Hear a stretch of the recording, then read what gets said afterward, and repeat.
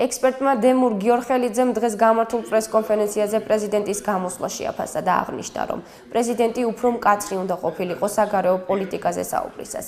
მისივე თქმით, ჯერჯერობით საქართველოს არაფერი აკავშირებს დასავლეთის ევროპულ სახელმწიფოებთან.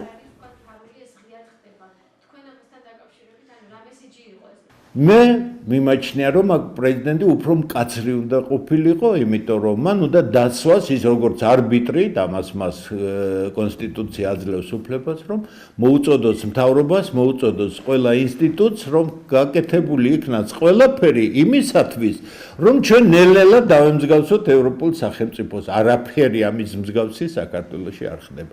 არაფერი ქართულ სახელმწიფოს დასავლეთ ევროპულ სახელმწიფოსთან არ აკავშირებს ჯერჯერობით.